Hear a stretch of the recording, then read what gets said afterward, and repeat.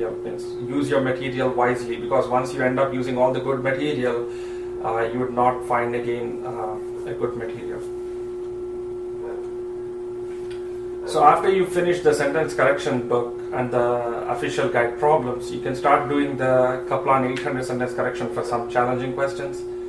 And after you've done everything, you can consider going back to the last 50 problems, because they are a little challenging and the tough level is high. So that is my recommendation.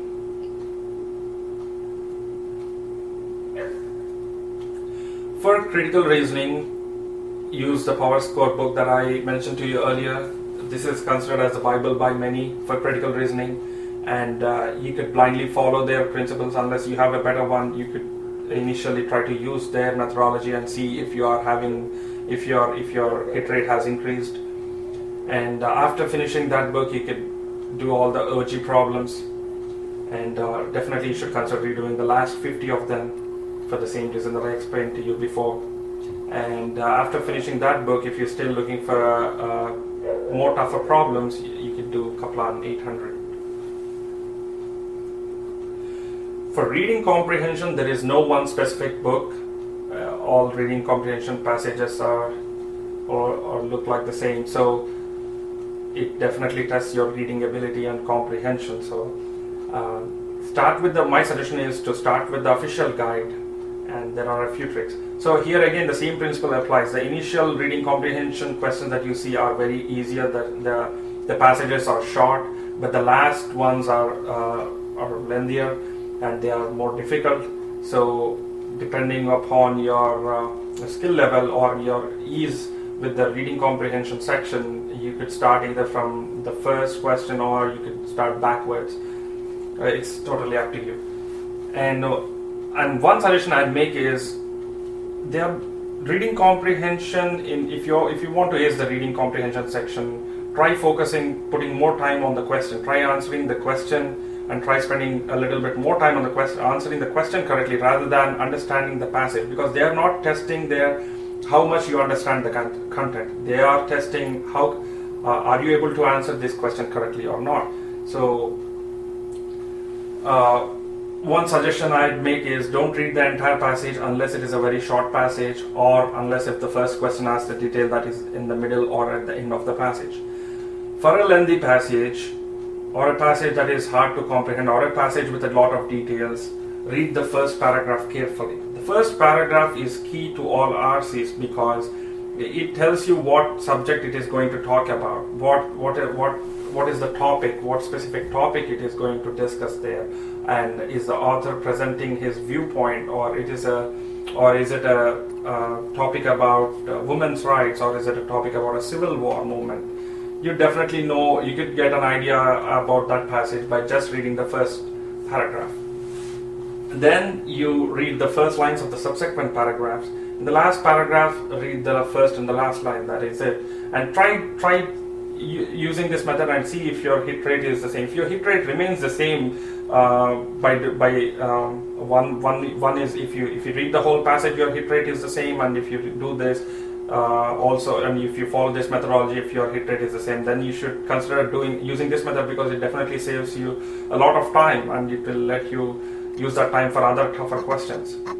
And definitely follow timing while doing the official guide RCs, because once you exhaust this material, you'll be again challenged to find good material. And yeah, timing is essential.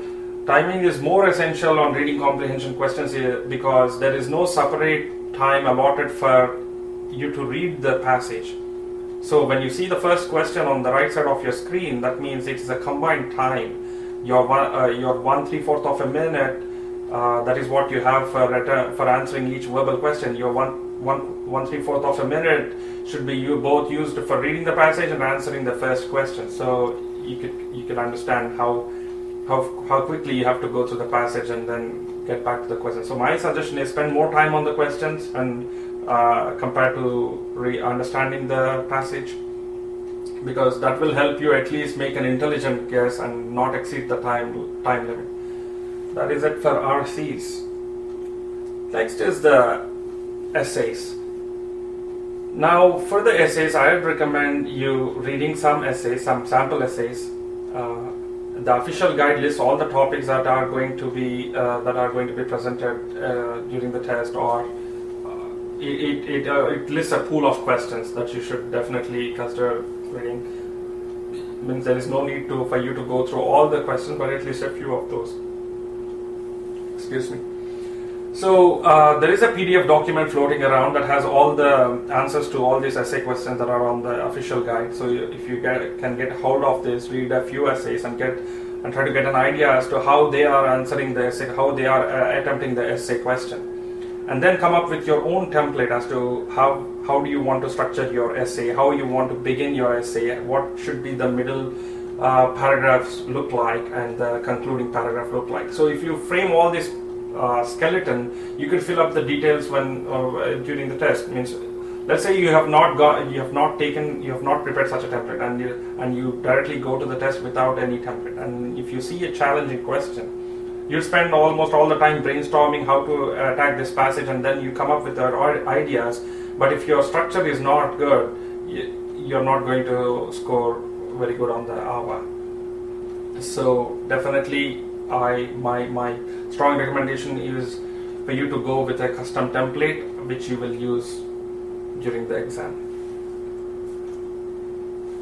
For practice tests, when you buy the Manhattan GMAT, one of the Manhattan GMAT books, you have access to 6 of their online tests. They are very good tests. They closely mimic the actual GMAT test, and so I definitely recommend using them. And the other best thing is the GMAT preparation tests. They are on the mba.com website. You can download them. They give you 2 tests, and they are the best out there, because they are from the folks who administer the GMAT. So you could trust them, and you could take their score and say you will score approximately the same, but maybe on the real exam you could consider subtracting some points. The reason why I say, some people say the score that you get is the same that you will see that you will score probably on the real test, but I'd say you should consider subtracting a few points from the score you get doing this preparation test. The reason is you'll not see there is a limited pool. There is a limited pool of challenging questions that is in the software, that is in your test software. So while taking the real GMAT test, they have access to a larger pool of challenging questions. So you'd see more. Let's say if you are aiming for a higher than 700 score, then you would see a lot of challenging questions that you did not even practice while during your preparation. So definitely keep that in mind. And forums are a great way to know about the latest information and communicate with your peers, or see how your fellow students or friends are preparing.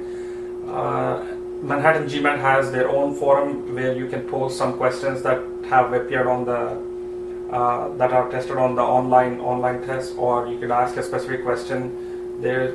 It's a good forum. And then there are other forums, as you can see on the screen. Finally, a study plan is very, very important. Otherwise, you'll never be ready for the test. You should be able to study for at least 3 hours during weekdays, and you should be able to allocate at least 6 hours during weekends. You'll not have a good social life during this time, but hey, nothing comes without sacrifice.